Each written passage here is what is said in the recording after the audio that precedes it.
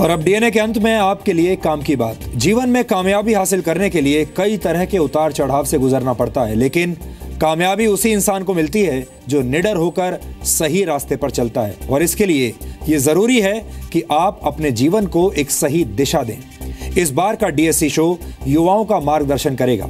Doctor Subhash Chandra के मार्गदर्शन से आपके जीवन का नजरिया बदल सकता है, इसलिए उनसे मुलाकात का समय आप अभी से नोट कर लीजिए। उससे आया, कैसे आया कि you became no hawking man of India? मैंने ऐसे रियलाइज किया कि हमारे देश में जो हॉकिंग की डेफिनेशन है वो बिल्कुल खराब हो चुकी है। वो इतनी खराब हो चुकी है कि हम एम्बुलेंस को भी जगह नहीं देते। तो मुझे लगा कुछ करना चाहिए। आप कभी माँ हो, कभी आप बहू हो, कभी आप बेटा हो, कभी आप एक देशभक्त हो। कहाँ से हम शुरुआत करें? हम अपने बचपन से शुरुआत करें कि मैं कौन हूँ। पहले तो आप क्या बनना चाहते हैं वो तय करिए और उसके लिए काम करना शुरू करिए। डॉक्टर सुभाष चंद्र शो शनिवार रात 10 बजे और रविवार सुबह 11 बजे सिर्फ जी न्यूज पर।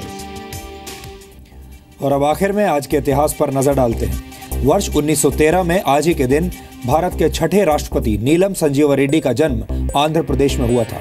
वो 65 वर्ष की उम्र में राष्ट्रपति बने और 1977 से 1982 के बीच भारत के राष्ट्रपति रहे। नीलम संजीव रेड्डी ने मोरारजी देसाई, चौधरी चरण सिंह और इंदिरा गांधी जैसे देश के 3 प्रधानमंत्रियों के साथ काम किया। राष्ट्रपति बनने से पहले वो आंध्र प्रदेश के मुख्यमंत्री, लोकसभा के अध्यक्ष और केंद्रीय मंत्री रह चुके थे। फादर ऑफ इंडियन इंडस्ट्री कहे जाने वाले जमशेद जी नुसेरवान जी टाटा का निधन आज ही के दिन वर्ष 1904 में हुआ था। वो देश के बड़े औद्योगिक घराने टाटा ग्रुप के संस्थापक थे। वर्ष 1868 में सिर्फ 21,000 रुपए की पूंजी के साथ उन्होंने व्यापार की शुरुआत की थी और मुंबई में ताजमहल पैलेस होटल भी इन्होंने ही बनवाया था। आज ही के दिन वर्ष 1974 में 3D puzzle game Rubik's cube दुनिया के सामने रखा गया था। इसे हंगरी के मूर्तिकार और आर्किटेक्ट अर्नो रूबिक ने बनाया था।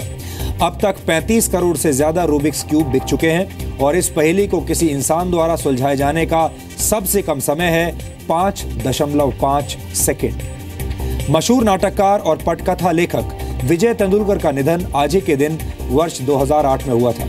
उन्होंने कई मशहूर हिंदी फिल्मों की पटकथा लिखी, जिनमें आक्रोश, अर्धसत्य और कई मराठी फिल्में भी शामिल हैं।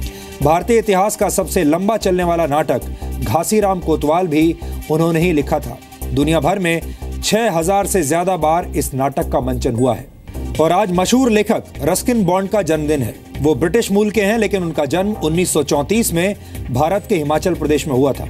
रस्किन बॉन्ड को खास तौर पर बच्चों के लिए लिखी कहानियों और उपन्यासों के लिए पद्म भूषण और साहित्य अकादमी पुरस्कार से सम्मानित किया गया था।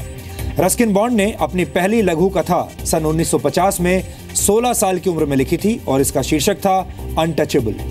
रस्किन बॉन्ड मसूरी में रहते हैं और शायद इसीलिए उनकी कहानियां ज्यादातर पहाड़ी इलाकों से प्रभावित होती थी। उनकी लिखी कहानियों पर कई फिल्में भी बन चुकी हैं, जैसे विशाल भारद्वाज की 7 खून माफ और शशि कपूर की जुनून।